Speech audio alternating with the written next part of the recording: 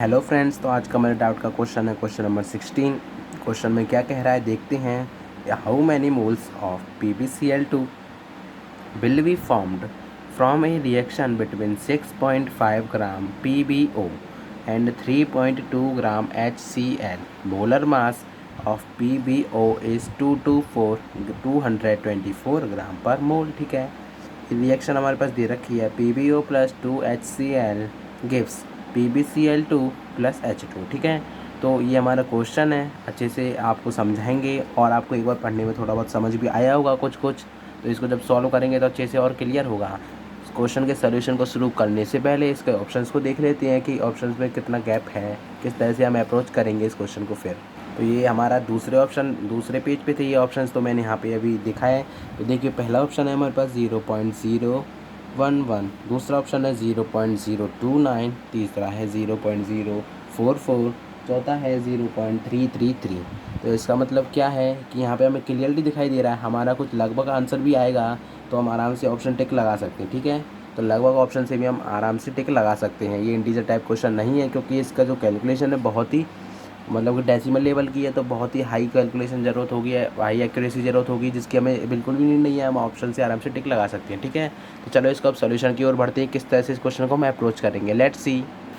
तो फ्रेंड्स, हमें जो रिएक्शन है हमारे पास दे रखी थी, जो मैंने लिख ली है, जो इक्वेशन थी क्या थी, PbO plus 2HCl gives PbCl2 plus H2। यहाँ से क्लियरली दिखाई दे रहा है कि 1 मोल PbO के साथ 2 मोल HCl होगा, जब ही तो ये बनेगा। ठीक है, तो यहाँ से हमारे पास PbO का अगर हमें नहीं पता क्या एटॉमिक मास, तो ये हमें क्वेश्चन में गिवन था कितना था, 224 ग्राम पर मोल। ठीक है, ये क्लियर है। ठीक है, ये क्लियर होगा। तो अब हमें क्या देखना है, तो यहाँ पे हमें मास दे रखा है, इतने ये मासेस हैं। ठीक है, हमें क्या पूछा है कि भाई इसकी मोल्स बताने हैं। मोल्स बताने हैं तो हम आराम से उसका बेसिक कॉन्सेप्ट से लेके चलेंगे। तो मैं इसका क्या मोल्स निकाल लूँ, यहीं के ही मोल्स जो गिवन मास है उसका मैं मोल निकाल लूँ। कैसे निकालेंगे, इसको मैं डिवाइड कर देता हूँ इसके मॉलिक्यूलर मास से। तो 6.5/224, और ये हो जाएगा 3.2 अपॉन इसका मॉलिक्यूलर मास HCl का क्या हो जाएगा, हाइड्रोजन का 1 और क्लोरीन का 35.5, तो ये होगा 36.6। इनको सिंपल कैलकुलेशन कर लेते हैं। ये कैलकुलेशन वाला पार्ट ही मुझे दिखाना था यहाँ पे। तो ये पॉइंट डेसिमल जाएगा नीचे, तो 2240 हो जाएगा। मैंने क्या किया, यहाँ पे 2 0 इधर लगा दी, 100 से मल्टीप्लाई कर दिया और 100 से डिवाइड, 10⁻²। कोई दिक्कत नहीं होगी। तो एक 0 से एक 0 कैंसिल आउट होगी। ठीक है, ये हमारे पास कितना रह गया, -2 रह गया।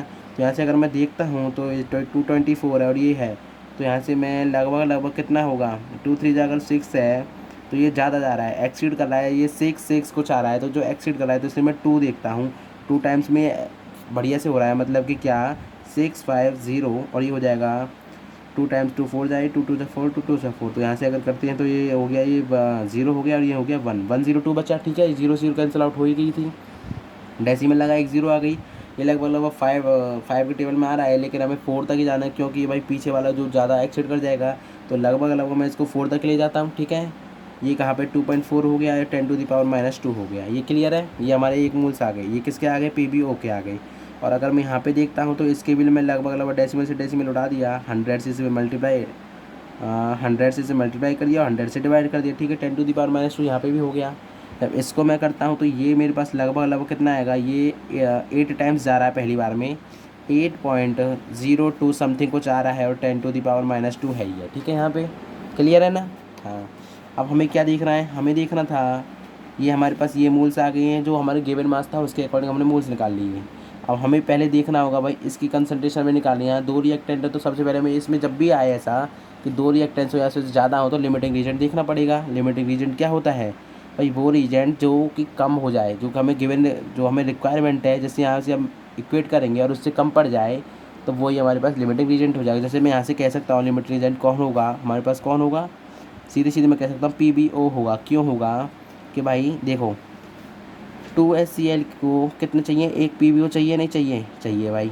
तो ये कितने हमारे पास हैं, लगभग 8 है ना, ये 8 × 10⁻²। HCl को कितने चाहिए होंगे, हाफ भी तो चाहिए इसका, तो ये 4 × 10⁻²। PbO चाहिए, ये चाहिए नहीं चाहिए, लेकिन है क्या हमारे पास, तो भाई 2.4 ही है। इसका मतलब कि ये हमारे पास लिमिटिंग रिएजेंट है। ठीक है, तो दैट्स द मेन क्वेश्चन, ये मेरे मेन ट्विस्ट था इस क्वेश्चन में। ठीक है, ये ट्विस्ट हो गया आप क्लियर। तो ट्विस्ट क्लियर हो गया। तो हम सीधे सीधे कह सकते हैं भैया 1 मोल PbO से सीधा सीधा 1 मोल बन रहा है। तो मैं कह सकता हूँ सीधा, मैं मोल ही तो बताना था, तो इसका मोल कितना है हमारे पास, इतना, तो इसका मोल भी कितना होगा, इतना ही होगा। तो लगभग मैं कह सकता हूँ moles of PbCl2 must equal two moles of PbO, ठीक है। और ये कितना हो जाएगा, तो ये कितना हो जाएगा हमारे पास, ये हमारे पास हो जाएगा 2.4 10⁻², ठीक है। तो ये लगभग कितना हो गया 0.0 एक डेसिमल और 24 ये हो गया। तो हमारे पास कुछ लगभग ऐसा ऑप्शन था, चलो देख लेते हैं वो कौन सा ऑप्शन था। ये हमारे पास कुछ अप्रॉक्सीमेट आंसर आया है, ठीक है ना, क्योंकि हम बिल्कुल एग्जैक्ट कैलकुलेशन मैंने नहीं की। यहाँ पे मैंने क्या किया देख लो, आपको भी अप्रॉक्सीमेशन क्या है, मैंने 100 से डिवाइड मल्टीप्लाई, कुछ मैंने यहाँ से राउंड ऑफ किया है, डिवाइड मैंने अच्छे से नहीं, थोड़ा ऊपर नीचे किया है, जिससे कि मैं आंसर लाना है। मेन बात ये है, इंटीजर टाइप क्वेश्चन है नहीं, तो हम ऑप्शन से आराम से एलिमिनेट कर सकते हैं।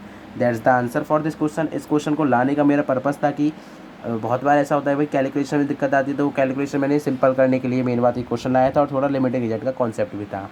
आई होप ये वीडियो आपको बहुत ही अच्छे से समझ आ गई होगी, ये क्वेश्चन आपका बहुत ही अच्छे से क्लियर हो गया होगा। Thank you so much for watching this video. Video को एंड करने से पहले ऑप्शन देख लेते हैं कौन सा ऑप्शन हमारा करेक्ट होगा इसका। Let's see the option for this question. Option की बात करें तो हमारे पास कुछ इस तरह से है, 0.011, ये तो बहुत दूर है, ये भी 44 आ रहा है, यहाँ पे 333 है, ये लगभग आ रहा है कि 0.029, ये लगभग 0.024 था ना हमारा। तो पीछे तो कुछ भी हो भाई, डेसिमल बहुत पीछे जाता है तो क्या फ़र्क पड़ना है। तो ये हमारा लगभग आंसर यही है, और यही हमारा करेक्ट आंसर है इसका, ठीक है।